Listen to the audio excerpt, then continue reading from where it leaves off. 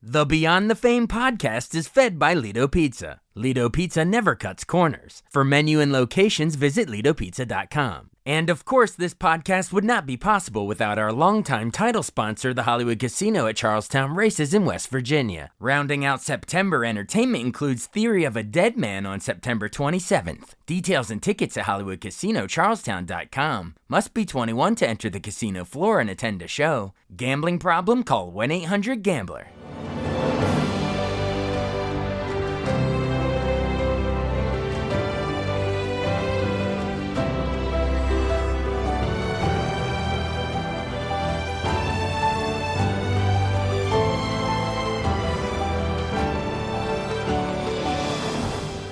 Welcome to the newest episode of Beyond the Fame with Jason Fraley. I'm your host, Jason Fraley, picking the brains of the top filmmakers, musicians, and artists of our time. 15 years ago today, CBS rebooted the action police drama Hawaii Five-0 for a new generation on September 20th, 2010.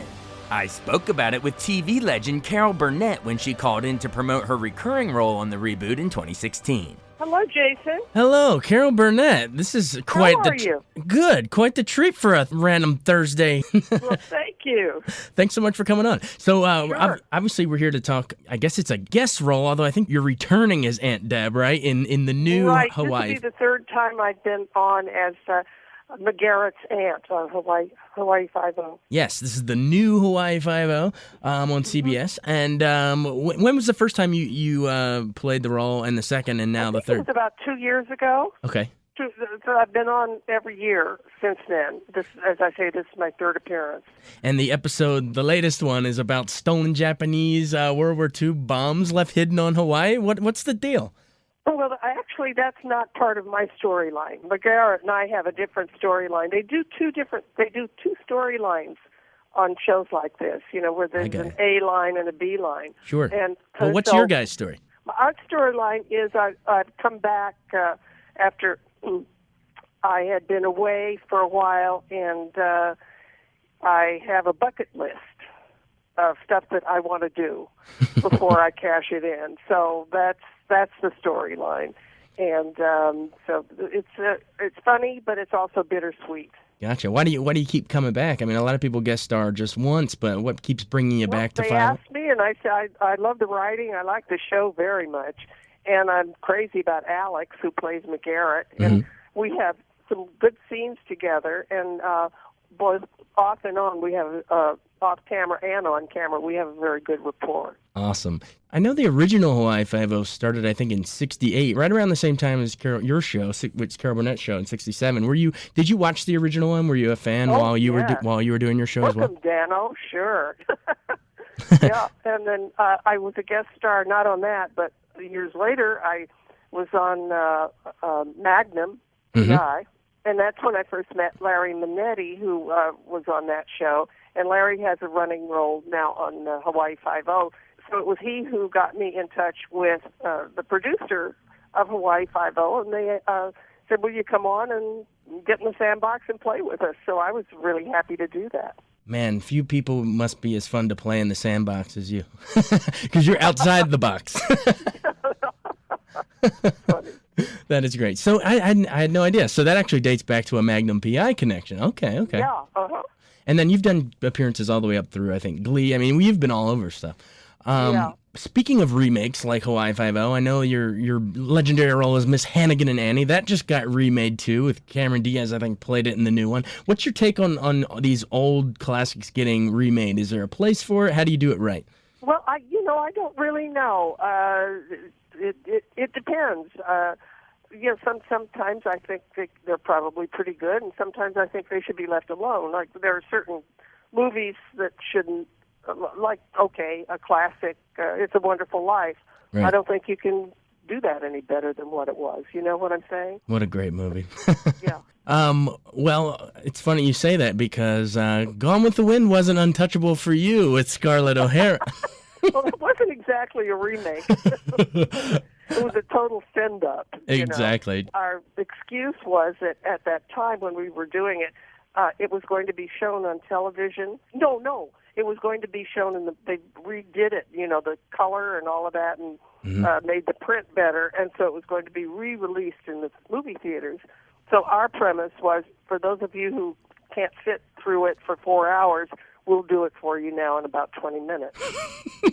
It was brilliantly written by two of our young writers, and then, of course, the iconic costume that Bob Mackie came up with, Can't Be Beat. You know, it was one of the funniest sight gags on television ever when he came up with the idea of putting the curtain rod in that dress. Was that thing uncomfortable? It was heavy. It was heavy, yeah. But I wasn't in it that long in the sketch. You know, it was just really coming down the stairs and stuff. But, oh, my gosh, nobody had seen it until we were taping, you know, and the crew and, of course, the audience. It was a major, major laugh. No one could keep it together, even on set. It was hard. How did you keep it together? I was biting the inside of my cheek. Awesome. Keep from laughing because I didn't want to spoil it. You know, we broke up a lot, but we never intended to or wanted to. It was usually Tim Conway's fault. I know, man. I'm sure that's probably one of the sketches that most people come up to you about. Which other ones? Are there any other ones from the show that everyone brings up all the time? Oh, they talk about the family, you know, with Eunice and Dad and Mama, that highly dysfunctional trio. And the movie Takeoff, again, and the dumb secretary, Mrs. Wiggins, and Mr. Tudball, which Tim created. He wrote those. And, yeah, there's different ones. And, you know, we're all over YouTube.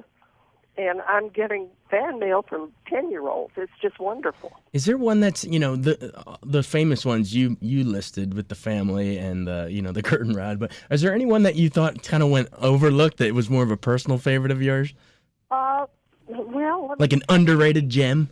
No, I actually, we got really good response from when we did a Pillow Talk, a takeoff on that. We did a takeoff on Mildred Pierce, From Here to Eternity, Double Indemnity, all those good old movies that were, you know, in the 40s. Oh, yeah, my favorites. Yeah, they were great. And you know who was wonderful as a guest? He was a brilliant comedic actor, Steve Lawrence. Yeah, and he was in, like, we did African Queen, we did Double Indemnity with him, and From Here to Eternity, and he was just hysterical. He used to say, if you run long, cut my song, but don't cut the sketch. That's great. You mentioned Double Indemnity, and obviously you worked with Billy Wilder on the front page, and you mentioned African Queen, and you worked with John Huston on Annie, obviously. Right. Before we go, let me just throw out a couple of these names of these great filmmakers you work with, and just tell me, you know, the first thing that you remember him. Like, what do you remember working with John Huston? What was his secret? He would do maybe one take, and then it would be it. He was very planned out. He knew exactly what he wanted, and I don't think we did more than 2 takes, you know, in a scene. And one of my favorite pieces of direction he gave me was the first day I was going to be shooting a scene. And I went up to him and I said, Mr. Huston, how do you want me to play this? How do you see me doing this? And he said, just cavort, dear. Just cavort. The guy was such a genius. And a great actor, too. I mean, Chinatown and everything else. But oh, yeah. What about Billy Wilder? How did he maybe differ from Huston? He, again, he never did coverage of anything. He knew how...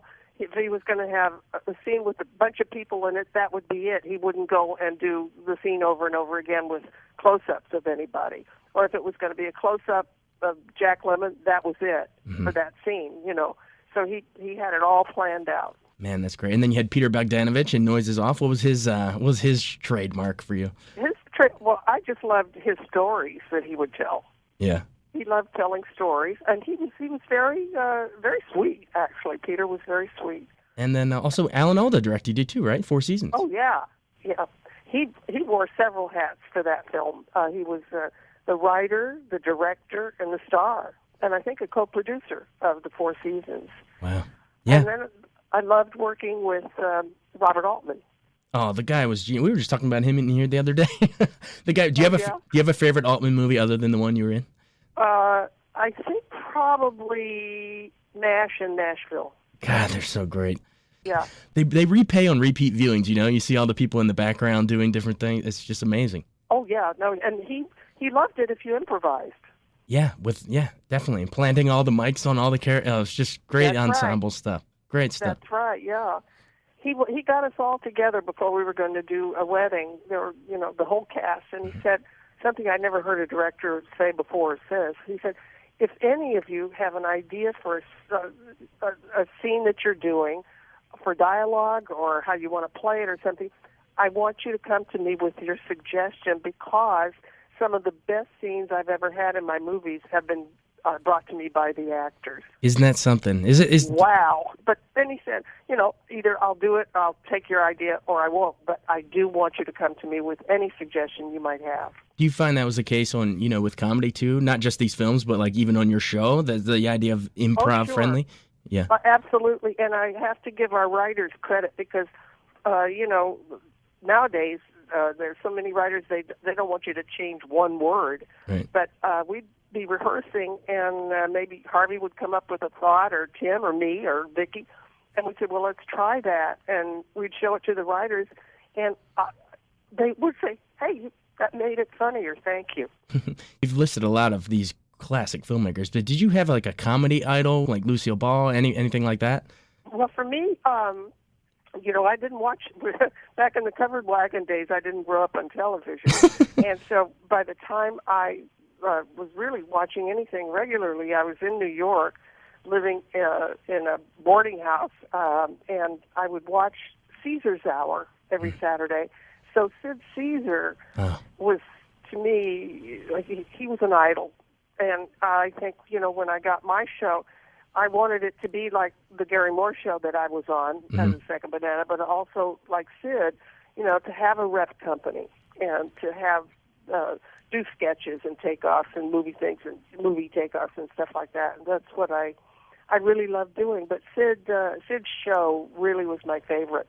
Absolutely. Well, 6 Emmys and 2 Golden Globes later, I think can you look back? I mean, if you were your childhood self and you saw all the success, would you just not even believe it? I wouldn't believe it.